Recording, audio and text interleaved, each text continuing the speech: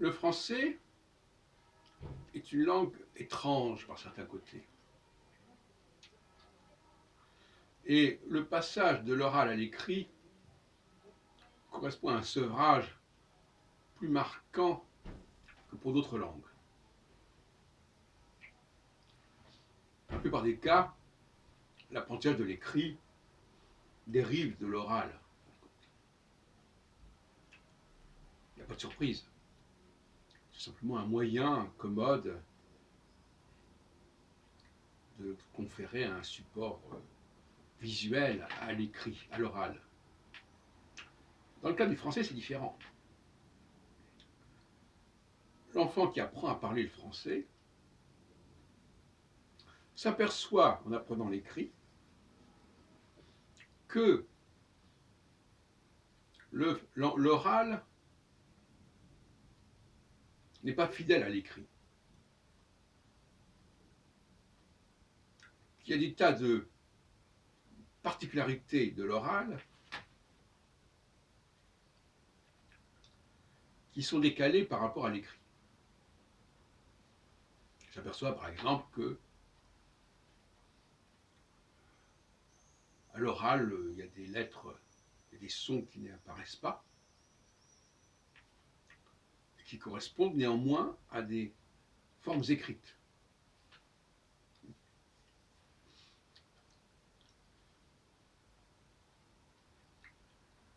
Il y a des façons de parler qui existent à l'oral et qui ne se retrouvent pas à l'écrit.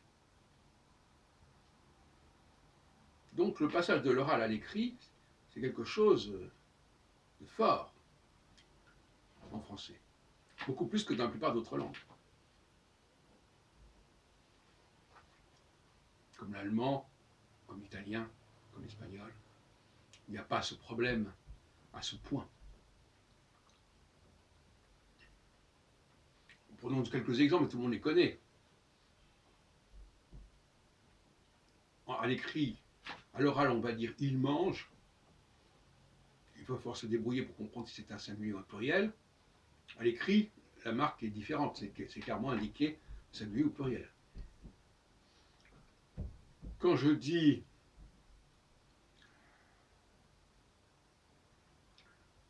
grand, je n'entends pas le D au masculin, je l'entends au féminin. Mais en écrit, il s'écrit dans les deux cas, on voit le D apparaître. Bizarre. Les liaisons aussi, par exemple. On fait des tas de liaisons quand on parle.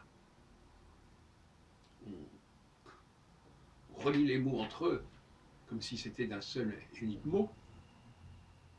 Et après, on s'aperçoit que il faut les découper, il faut les distinguer, les mots. Même s'il y a des liaisons, comme on dit.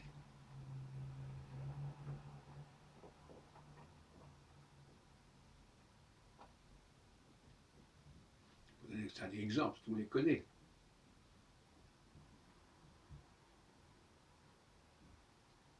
J'ai dit les enfants ont pris, ou les enfants ont pris, hein, par exemple.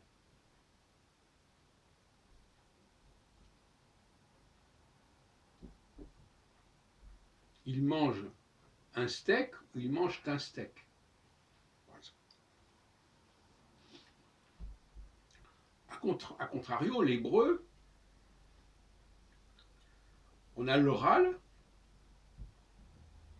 et l'écrit est plus pauvre que l'oral. Alors qu'en français, c'est l'écrit qui est plus riche que l'oral. Il est plus pauvre que l'oral parce qu'on ne marque pas les voyelles. Donc il y a des langues qui seraient avec une richesse de l'oral plus forte que celle de l'écrit, comme l'hébreu, et des langues où l'écrit est plus riche que l'oral, comme dans le cas du français. Alors, comment expliquer ça sociologiquement? Si on admet que l'oral, c'est l'élite, et l'écrit, c'est le peuple, ou plutôt actuellement, le peuple, c'est beaucoup dire, mais ce sont les clercs ce sont les scribes qui sont au service de l'élite. Eh bien, quelque part, le français prend ses distances par rapport à l'écrit. Et donc l'exercice de la dictée, c'est un exercice traditionnel, du moins à mon époque, c'est justement de mettre en évidence le passage de l'oral à l'écrit, qui n'a rien d'évident, justement. Quelqu'un qui dicte un texte, eh bien, il faut deviner, à travers l'oral, ce qu'est l'écrit, en sachant que l'écrit est plus riche, plus complexe que l'oral. Inversement, en hébreu, on est presque dans la sténo. On dicte un texte oralement et on ne rend à l'écrit que quelques éléments du texte. Les consonnes. C'est la sténo. Alors, je n'ai pas le temps de réfléchir là-dessus, mais en effet, quelles sont les implications sociologiques de lutte des classes entre l'élite et ses serviteurs, les rapports de force entre ces deux plans.